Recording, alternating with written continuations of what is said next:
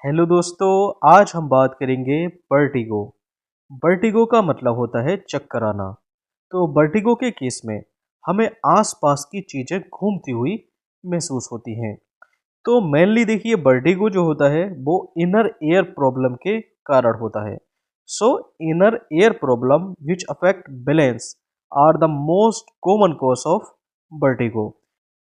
देखिए, वर्टिगो के बहुत सारे कारण हो सकते हैं, जैसे कि benign, paroxysmal, positional vertigo, vestibular migraine, vestibular neuritis, Meniere's disease और वेस्टिबुलर पेरोक्सिस्मिया।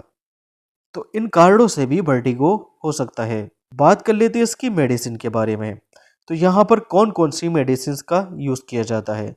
तो देखिए, एक्यूट केस ऑफ वर्टिगो में एंटी हिस्टामिन मेडिसिन का यूज़ किया जा सकता है। एंटी हिस्टामिन मेडिसिन जैसे कि डाइफेनहाइड्रामाइन।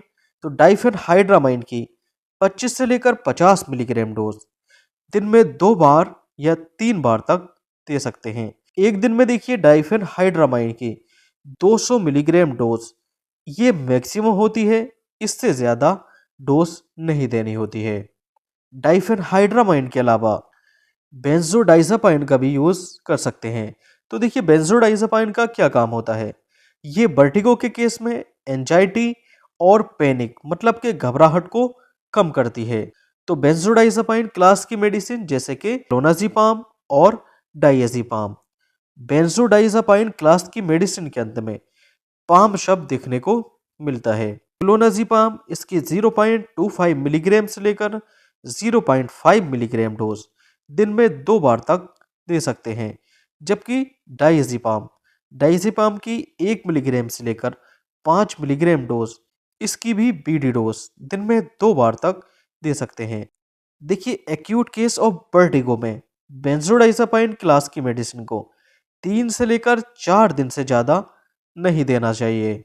इसके अलावा यहाँ पर एंटी इमिटिक्स जो नोजिया मतलब कि जी मचलाना और वोमिटिंग मतलब कि उल्टी को रोकने में इसका यूज़ किया जाता है। तो नोजिया और वोमिटिंग को रोकने वाली मेडिसिन को हम एंटी इमिटिक्स मेडिसिन के नाम से जानते हैं। एंटी इमिटिक्स मेडिसिन जैसे कि मीटोक्लोप्रामाइड, ऑन्डेंसेट्रोन, प्रोक्लोरपेरिजाइन।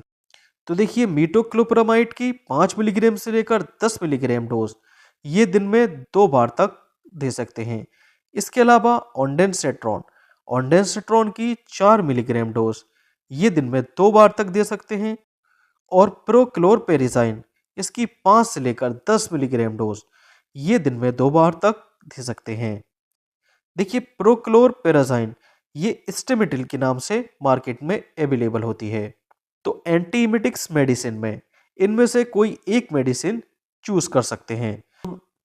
इसके अलावा बेंजोडाइज़ापाइन क्लास की मेडिसिन में इन दो में से कोई एक चूज कर सकते हैं। और एंटीहिस्टामिन में डाइफेनहाइड्रामाइन का यूज किया जा सकता है। तो देखिए, पेशेंट की सिचुएशन के अकॉर्डिंग या तो सिंगल एंटीहिस्टामिन ड्रग यूज कर सकते हैं या एंटीहिस्टामिन के साथ साथ बेंजोडाइज़ापाइन लगा सकते हैं।